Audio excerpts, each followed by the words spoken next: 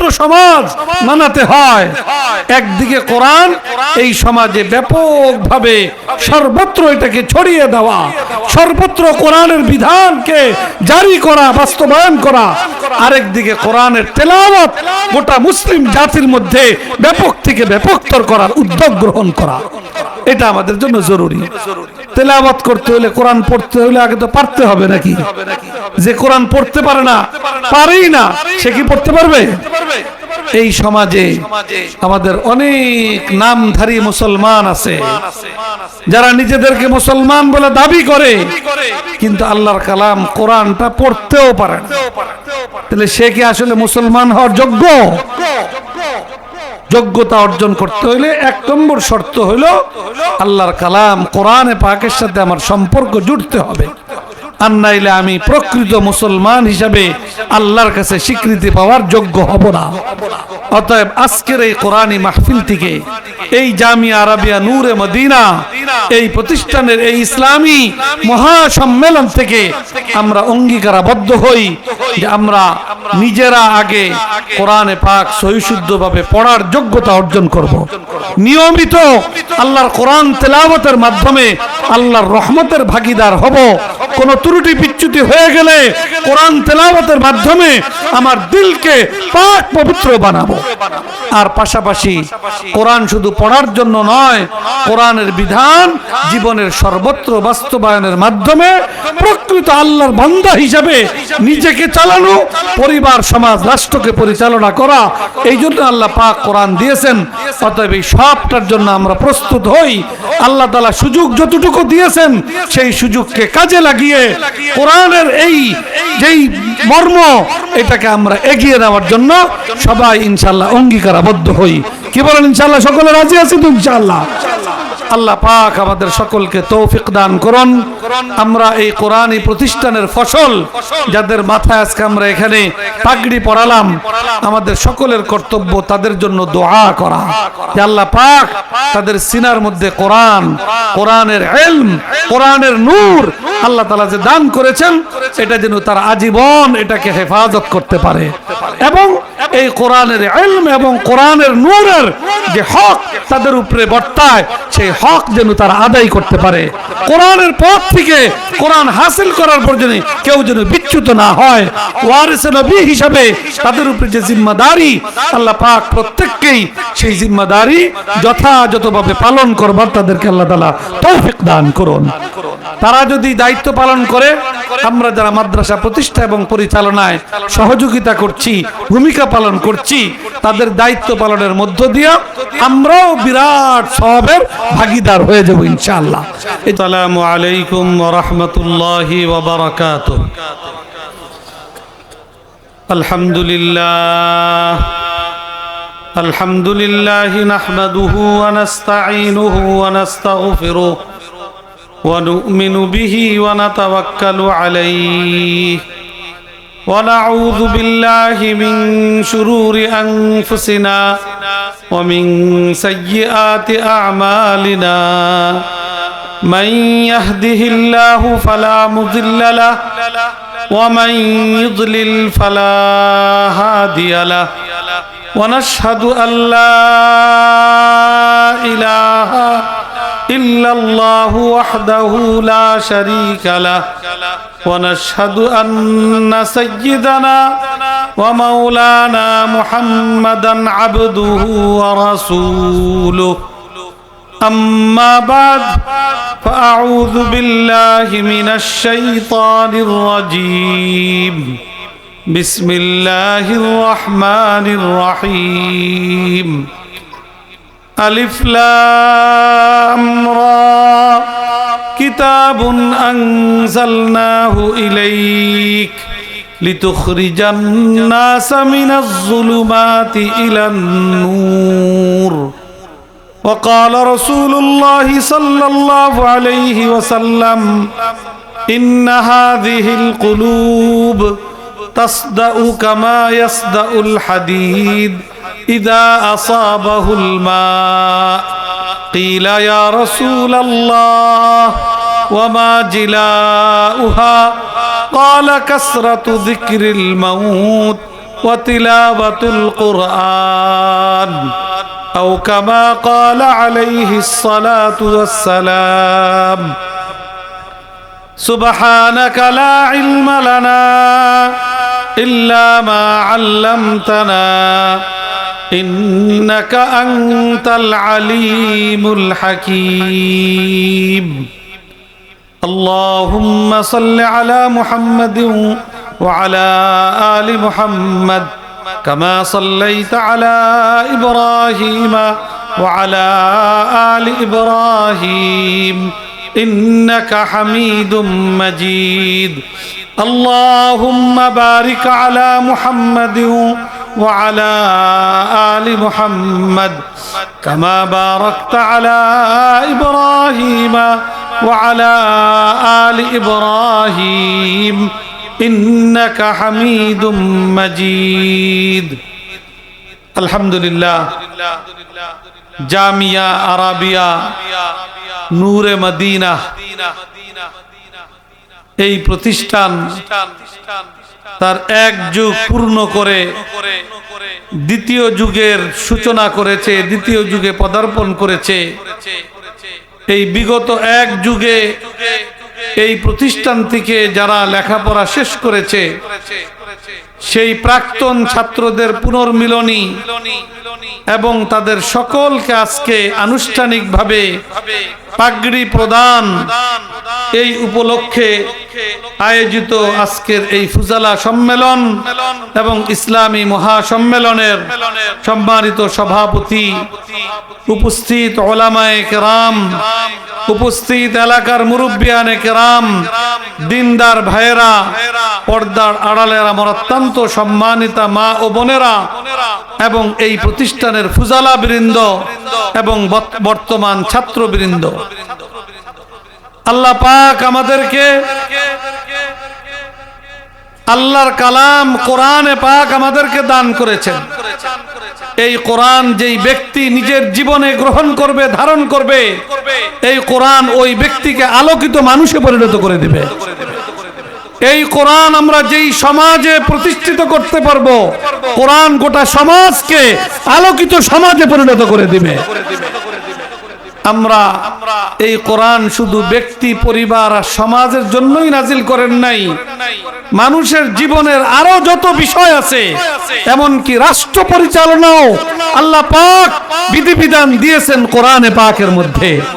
অতএব কোরআনকে যদি রাষ্ট্রীয় পর্যায়ে প্রতিষ্ঠিত করা যায়, সেই রাষ্ট্র হবে আসল প্রকৃত শান্তিময় আলোকিত রাষ্ট্র ইনশাআল্লাহ। সুযোগ আসছে আমাদের রাষ্ট্রকে কোরআনী আদর্শে গড়ে তুলবার। এই সুযোগকে আমরা কাজে লাগানোর জন্য প্রস্তুত আছি। আল্লাহ পাক আমাদেরকে তৌফিক দান করুন। আল্লাহর কোরআনের মধ্যে আল্লাহ তাআলা ঘোষণা করেছেন, কিতাবুন আনজালনাহু ইলাইকা লিতুখরিজান নাসা মিনাজ যুলুমাতি ইলান নূর। আল্লাহ পাক বলেন, হে নবী, আমি আপনার কাছে কোরআন পাঠিয়েছি যাতে করে কোরআনের মাধ্যমে আপনি গোটা মানব জাতিকে গোমরাহির অন্ধকার থেকে হেদায়েতের আলোর দিকে আপনি পরিচালিত করতে পারেন। আলহামদুলিল্লাহ, এই কোরআনী শিক্ষাকে আমাদের সমাজে বিস্তৃত করার জন্য, কোরআনকে, সমাজকে কোরআনী শিক্ষার দ্বারা সাজানোর জন্য, গোছানোর জন্য এই সকল কোরআনী প্রতিষ্ঠান, এই সকল দ্বীনী প্রতিষ্ঠান নির্লজ্জভাবে কাজ করে যাচ্ছে। ওই প্রতিষ্ঠান সমূহের মধ্যেই একটি উল্লেখযোগ্য প্রতিষ্ঠান, যেটা আপনাদের এই এলাকায় প্রতিষ্ঠিত, আপনাদের দোয়া এবং সহযোগিতায় প্রতিষ্ঠিত হয়ে আজকে এক যুগ আলহামদুলিল্লাহ সুষ্ঠু সুন্দরভাবে পরিচালিত হয়ে আজকের অবস্থানে উপনীত হয়েছে। অতএব আমরা এই কোরআনী প্রতিষ্ঠানকে আমরা সর্বাত্মকভাবে আমরা এগিয়ে নেওয়ার জন্য আরো জোরালো ভাবে আমরা প্রত্যেকেই ভূমিকা রাখবো ইনশাআল্লাহ। এই কোরআন আমাদেরকে আলোর পথ দেখায়, হেদায়েতের পথ দেখায়, নূরের পথ দেখায়, শান্তির পথ দেখায়, সফলতার পথ দেখায় এবং দুর্নীতি মুক্ত, সন্ত্রাস মুক্ত, প্রকৃত শান্তিময় দেশ গড়ার রাস্তা আমাদেরকে কোরআন দেখায়। অতএব আমাদেরকে কোরআনের সেই মূল মর্মবাড়ি, অনেকে মনে করে কোরআন এটা একটা ধর্মীয় কিতাব, বাস এটা মাদ্রাসা মসজিদের মধ্যেই থাকবে। আল্লাহ পাক কি শুধু মাদ্রাসা মসজিদের জন্য কোরআন নাজিল করেছেন? না, এই কোরআন দ্বারা সংসদ পরিচালিত হবে, বঙ্গভবন পরিচালিত হবে, সব জায়গায় কোরআন দ্বারা যখন আমরা পরিচালনা করতে পারবো তখন আমরা প্রকৃত শান্তি আমরা ইনশাআল্লাহ সর্বত্র বিরাজমান দেখতে পারবো ইনশাআল্লাহ। আল্লাহ পাক আমাদের সকলকে তৌফিক দান করুন। আমরা আমাদের প্রত্যেকটা মানুষ কোরআনের দ্বারা উপকৃত হওয়ার বিভিন্ন ভাবে সুযোগ আল্লাহ তাআলা আমাদেরকে দান করেছেন। কোরআন তেলাওয়াত করব তো প্রতি হরফে আল্লাহ তাআলা কমপক্ষে 10 নেকি দান করবেন। সন্তানদেরকে কোরআনের হাফেজ বানাইব, আল্লাহ তাআলা হাফেজ কোরআনের উসিলায় কিয়ামতের দিন কোটি কোটি মানুষের সামনে আমি বাবা হিসাবে আমাকে আল্লাহ তাআলা নূরের মুকুট পরিয়ে আমাকে সম্মানিত করবেন। আবার আমার দ্বারা যদি কোনো নাফরমানি হয়ে যায়, গুনাহ হয়ে যায়, ত্রুটি হয়ে যায়, নিজেকে সেই ত্রুটি থেকে আবার পাক পবিত্র করার মাধ্যম হিসেবেও আল্লাহ পাক আমাদেরকে কোরআনকে ব্যবহার করার সুযোগ আমাদেরকে দান করেছেন। আল্লাহ রাসূল হাদিসের মধ্যে বলেছেন, ইন্না হাযিহিল কুলুব তাসদাউ কামা ইয়াসদাউল হাদিদ ইযা আসাবাহুল মা। লোহার মধ্যে যদি পানি লাগে তাহলে লোহার মধ্যে কি ধরে? জং ধরে। জং যদি পরিষ্কার না করা হয় তাহলে জংয়ে লোহা কি করে ফেলায়? খায়া ফেলায়, নষ্ট করে ফেলায়। জং ধরলে দ্রুত ওই লোহা দ্বারা যদি উপকৃত হইতে হয়, ওই লোহাটাকে যদি বাঁচাইতে হয় তাহলে তাড়াতাড়ি কি করতে হয়? জং পরিষ্কার করতে হয়। লোহায় পানি লাগলে যেরকম জং ধরে, মানুষের দিলের মধ্যেও আল্লাহ রাসূল বলতেছেন জং ধরে। দিলের জং পানির দ্বারা ধরে না। অন্য হাদিসের দ্বারা বোঝা যায় যে মানুষের দ্বারা যখন নাফরমানি হয়ে যায়, আল্লাহর হুকুমের বিরুদ্ধাচরণ হয়ে যায়, তখন দিলের মধ্যে জং পড়ে। তো সাহাবায়ে কেরাম আল্লাহ রাসূলের কাছে জিজ্ঞেস করছেন যে ইয়া রাসূলুল্লাহ, লোহার জং দূর করার পদ্ধতি তো আমাদের জানা আছে, কিন্তু দিলের জং দূর করার পদ্ধতি তো আমাদের জানা নাই। আমাদের দিলের মধ্যে যদি জং পড়ে, সেই জং আমরা কিসের দ্বারা দূর করব? রাসূল পাক সাল্লাল্লাহু আলাইহি ওয়াসাল্লাম দুইটা মাধ্যম আল্লাহ রাসূল আমাদেরকে বাতাইছেন। সাহাবায়ে কেরামকে জবাবে বলেছেন, কাসরাতু যিকরিল মাউত ওয়া তিলাওয়াতুল কোরআন। গুনাহের দ্বারা যদি কারো দিলের মধ্যে জং পড়ে যায় তাইলে দুইটা আমল আছে, যে আমল করলে সওয়াবও হবে, ফায়দাও আছে আর অনেক। এছাড়া একটা গুরুত্বপূর্ণ ফায়দা হলো গুনাহের কারণে দিলের মধ্যে যে জং পড়ছে, ওই দুই আমলের দ্বারা আল্লাহ তাআলা দিলের জং আল্লাহ তাআলা দূর করে দিলকে আবার পবিত্র বানিয়ে দেন। তার মধ্যে 1 নম্বর হইল মৃত্যুকে স্মরণ করা। আমাদের সবাইকে মরতে হবে, এই কথাটা আমি যখন স্মরণ করব, একদিকে আমার আমলকে সুন্দর করা, শুধরানো, এই দিকে আমার মনোযোগ বাড়বে, আরেক দিকে এই স্মরণের দ্বারা আল্লাহ পাক আমার দিলের গুনার জংও দূর করে দিবেন। দ্বিতীয় আরেকটা হলো তেলাওয়াতুল কোরআন। কোরআন শরীফ যদি তেলাওয়াত করা হয়, একদিকে প্রতি হরফে আল্লাহ তাআলা 10 নেকি দান করবেন, আরেক দিকে কোরআনের তেলাওয়াতের মাধ্যমে গুনাহের দ্বারা দিলের মধ্যে যে জং পড়ছে সেই জং আল্লাহ তাআলা দূর করে দিবেন। অতএব আমাদের এই সমাজটাকে যদি পাপ মুক্ত পবিত্র সমাজ বানাতে হয়, একদিকে কোরআন এই সমাজে ব্যাপকভাবে সর্বত্র এটাকে ছড়িয়ে দেওয়া, সর্বত্র কোরআনের বিধানকে জারি করা, বাস্তবায়ন করা, আরেকদিকে কোরআনের তেলাওয়াত গোটা মুসলিম জাতির মধ্যে ব্যাপক থেকে ব্যাপকতর করার উদ্যোগ গ্রহণ করা। এটা আমাদের জন্য জরুরি। তেলাওয়াত করতে হলে, কোরআন পড়তে হলে আগে তো পারতে হবে নাকি? যে কোরআন পড়তে পারে না, পারেই না, সে কি পড়তে পারবে? এই সমাজে আমাদের অনেক নামধারী মুসলমান আছে যারা নিজেদেরকে মুসলমান বলে দাবি করে, কিন্তু আল্লাহর কালাম কোরআনটা পড়তেও পারে না। তাহলে সে কি আসলে মুসলমান হওয়ার যোগ্য? যোগ্যতা অর্জন করতে হইলে 1 নম্বর শর্ত হলো আল্লাহর কালাম কোরআনে পাকের সাথে আমার সম্পর্ক জুড়তে হবে, আর নাইলে আমি প্রকৃত মুসলমান হিসাবে আল্লাহর কাছে স্বীকৃতি পাওয়ার যোগ্য হব না। অতএব আজকের এই কোরআনী মাহফিল থেকে, এই জামিয়া আরাবিয়া নূরে মদিনা, এই প্রতিষ্ঠানের এই ইসলামী মহাসম্মেলন থেকে আমরা অঙ্গীকারাবদ্ধ হই যে আমরা নিজেরা আগে কোরআনে পাক সহিশুদ্ধভাবে পড়ার যোগ্যতা অর্জন করব। নিয়মিত আল্লাহর কোরআন তেলাওয়াতের মাধ্যমে আল্লাহর রহমতের ভাগীদার হব। কোন ত্রুটি বিচ্যুতি হয়ে গেলে কোরআন তেলাওয়াতের মাধ্যমে আমার দিলকে পাক পবিত্র বানাবো। আর পাশাপাশি কোরআন শুধু পড়ার জন্য নয়, কোরআনের বিধান জীবনের সর্বত্র বাস্তবায়নের মাধ্যমে প্রকৃত আল্লাহর বান্দা হিসাবে নিজেকে চালানো, পরিবার, সমাজ, রাষ্ট্রকে পরিচালনা করা।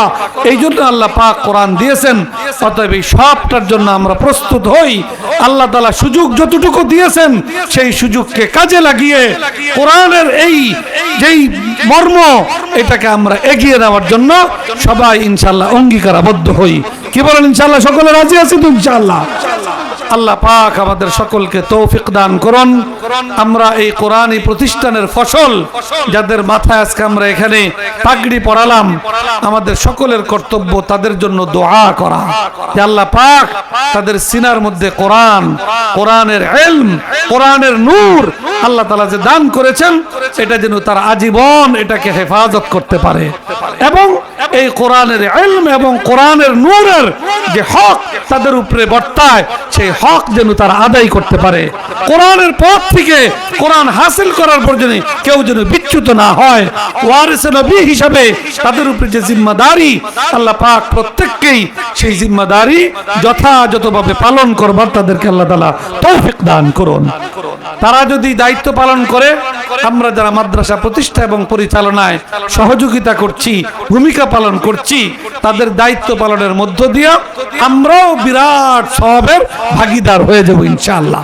এজন্য আমরা আমাদের স্বার্থেই তাদের জন্য দোয়া করা, তাদের পথ যেন চলা মসৃণ হয়, তারা যেন সঠিক পথে বাকি জিন্দেগি কাটাইতে পারে, তারা যেন ওয়ারিসে নবী হিসাবে দায়িত্ব পালন করতে পারে, যারা যেন কোরআনের ধারক বাহক হিসাবে কোরআনের মর্যাদা রক্ষা করতে পারে, কোরআনকে সমাজে আরো ব্যাপকভাবে ছড়িয়ে দেওয়ার জিম্মাদারি যেন তারা পালন করতে পারে। আল্লাহ পাক তাদের সকলকে সেই তৌফিক দান করুন। আমি আমার আলোচনা আর দীর্ঘায়ু না করে আপনাদের সকলের কাছে দোয়া চেয়ে এবং এই জামিয়া আরাবিয়া নূরে মদিনার উত্তর উন্নতি এবং তারাক্কি কামনা করে এই প্রতিষ্ঠানের যে মূল কান্ডারি মাওলানা ফারুক আহমদ, তার সে যেন আরো উদ্যমে, আরো ভালোভাবে এই প্রতিষ্ঠানকে আরো এগিয়ে নিতে পারে, আমরা সকলে মিলে তার জন্য দোয়াও করব, সাহসও যোগাবো, সহযোগিতাও করবো ইনশাআল্লাহ। আল্লাহ পাক আমাদেরকে তৌফিক দান করুন। আমিন। ওয়া আখিরু দাওয়ানা আনিল হামদুলিল্লাহি রাব্বিল আলামিন।